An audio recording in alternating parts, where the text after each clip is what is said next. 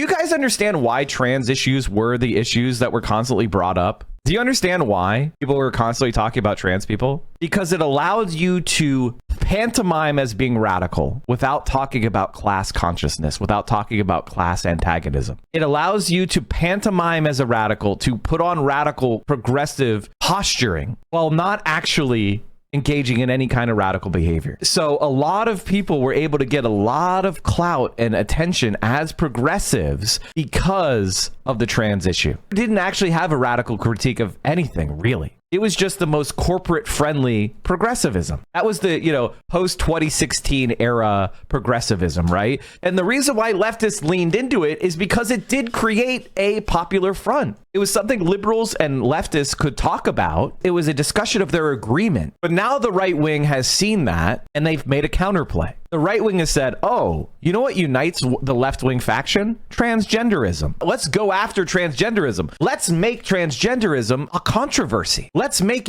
liberals have to fight to defend that position electorally.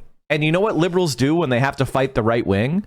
They surrender. And so the transgender issue has now fallen away. Why? Because liberals do not fight the right. And so as soon as the right wing said, hey, you're going to have to fight and educate your base and you're going to have to stand up for trans people, you're going to actually have to confront the right, you're actually going to have to argue your case, they have done the opposite. They have fled the field. Now everybody who is out there talking about trans rights, you're caught out. Trans people are caught out. Trans liberals most of all. But liberals haven't been actively fighting against anything recently because they don't believe in anything. You have to understand something. The politics that a lot of you came aware in, it was an aberration. The reason why trans issues and immigrant issues and all this stuff was ever being brought up was because it was a way of trying to obscure the differences between the Bernie Sanders coalition and the rest of liberalism. They wanted you to talk about all this shit because they didn't want to talk about class. They didn't want to talk about the rich. They didn't want to talk about Wall Street. So they brought up all this stuff as a way of obscuring. They wanted to make radical liberalism like, oh, you want to vote for Bernie Sanders? But he's a white man. Just vote for Kamala Harris. She's a black woman and she's just as left-wing as Bernie Sanders. That was literally the argument in 2018. But this is freeing. This is good. The liberals are miscalculating.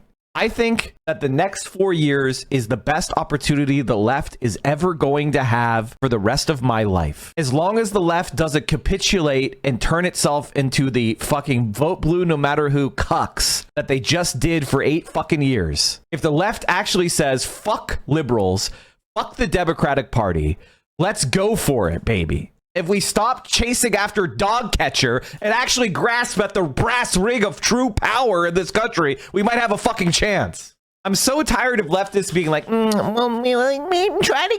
to be your local comptroller. That'll change everything. No, it won't. No, it fucking won't. I'm not saying don't run for comptroller. I'm just saying you're going to win comptroller and then you're going to find out that that's not the source of power.